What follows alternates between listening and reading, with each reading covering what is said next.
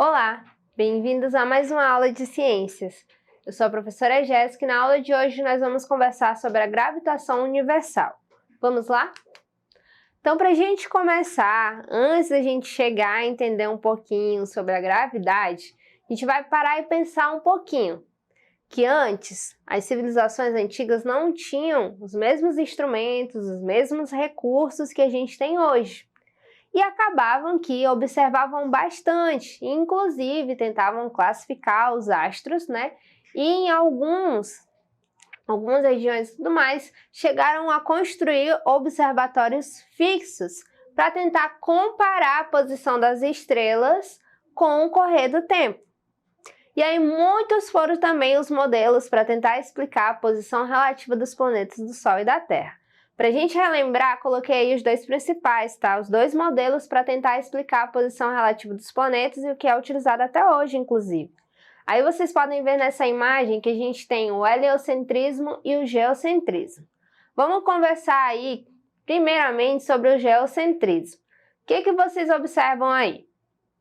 O centro do geocentrismo é o mesmo centro do heliocentrismo?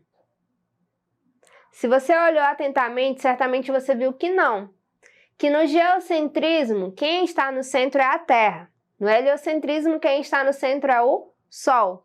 Então, o que significa? Que o modelo que era defendido através do geocentrismo seria o seguinte: a Terra estaria no centro, assim como o homem seria visto como o centro de todas as coisas, e em volta da Terra, todos os planetas, inclusive o Sol, estariam em constante movimento.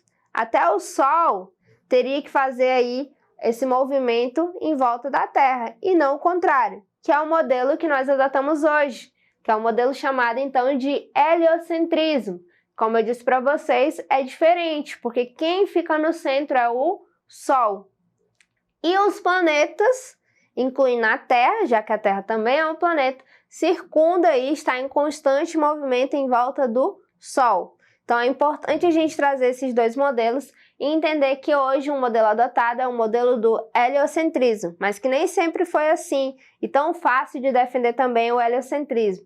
Na verdade, demorou muito tempo para que fossem aceitas as ideias propostas aí pelo heliocentrismo. E para a gente entender um pouquinho mais também da nossa aula de hoje, a gente tem aí os estudos feitos por Kepler, os estudos dele acerca das órbitas, como vocês podem ver aí nesse GIF. O que ele fez e quem era ele? Ele foi um matemático e astrônomo alemão que se dedicou aí ao estudo dos movimentos planetários. Ele produziu 3 leis sobre o assunto, só que nesse momento apenas uma delas nos interessa, que é a primeira lei. A primeira lei dele é a seguinte, é a lei das órbitas elípticas. Segundo ele, os planetas têm órbitas elípticas em torno do Sol, e os planetas que vão estar realizando esse movimento. Lembra que a gente já conversou a respeito dos movimentos, né? E esse movimento que os planetas cumprem aí ao redor do Sol, incluindo a Terra, é um movimento de translação. E conforme ele vai acontecendo, a gente vai tendo aí a ocorrência das estações do ano, e também tem a ocorrência dos solstícios e equinócios, como vocês podem ver nessas datas que estão aparecendo para vocês. E ainda na primeira lei de Kepler, o que ele traz? Ele determina o seguinte, que a trajetória de um planeta cumpre uma determinada elipse em que um dos focos seria aí o Sol. Um dos focos está o Sol. E o ponto de maior aproximação ele vai ser chamado de periélio. E o seu oposto, ou seja, o mais distante, ele vai ser chamado de afélio. O que mais que a gente tem de importante? Que graças aos trabalhos e conclusões de Kepler, que Newton depois começou a pensar no porquê dos planetas manterem ordens elípticas em torno do Sol. Certamente, quando você escuta sobre Newton, você se lembra lá daquela história da maçã, né?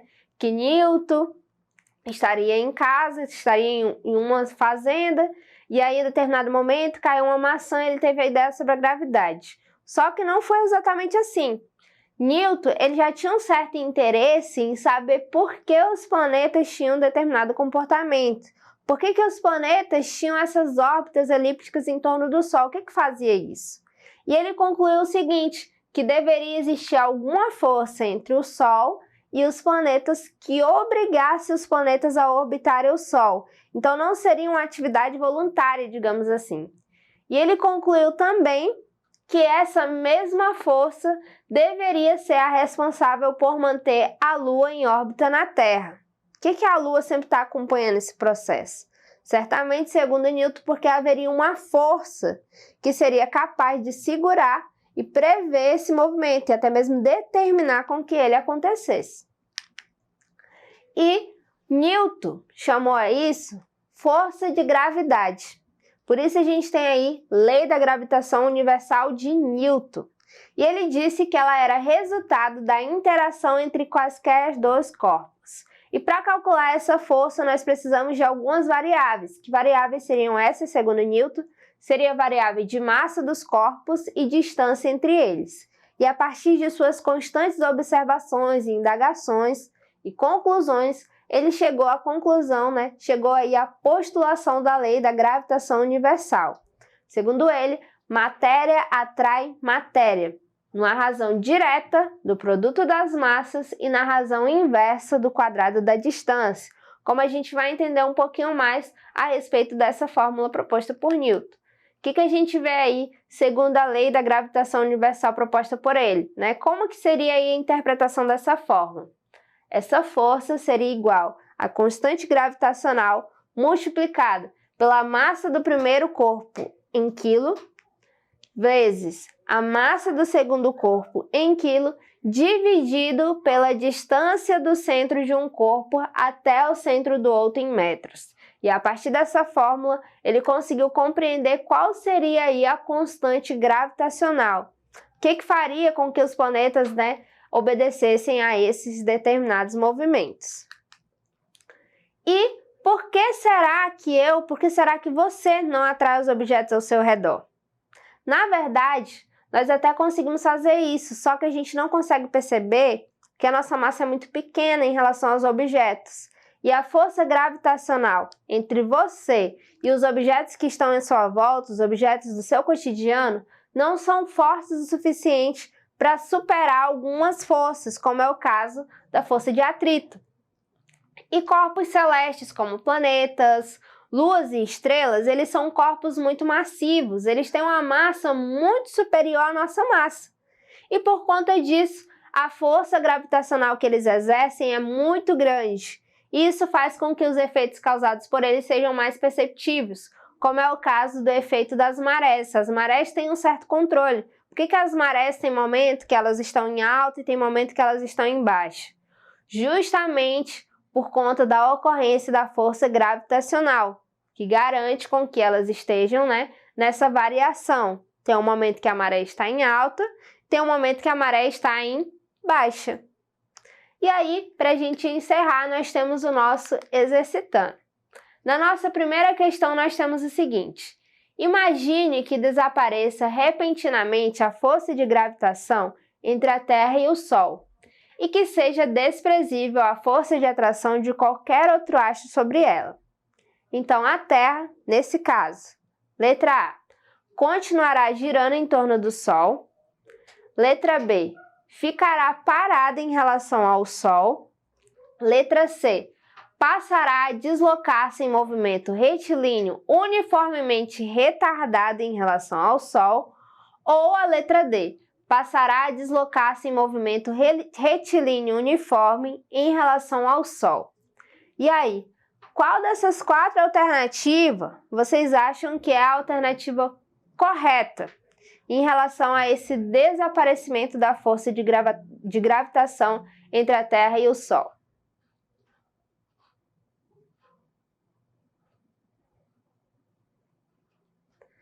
Nesse caso, gente, caso esse processo viesse a acontecer, e é uma pergunta clássica entre os alunos, certamente o que iria acontecer? A Terra começaria a se deslocar, ela começaria a se afastar, ela passaria a se deslocar em movimento retilíneo uniforme em relação ao Sol. Se não tivesse essa força de gravitação, então, não teriam a garantia de que a Terra cumpriria aí o seu movimento de translação em volta do Sol. E na nossa questão 2 nós temos o seguinte: Classifique a seguinte afirmativa como verdadeira ou falsa. Todos os planetas gravitam em órbitas circulares. E aí, essa afirmativa, ela é verdadeira ou falsa?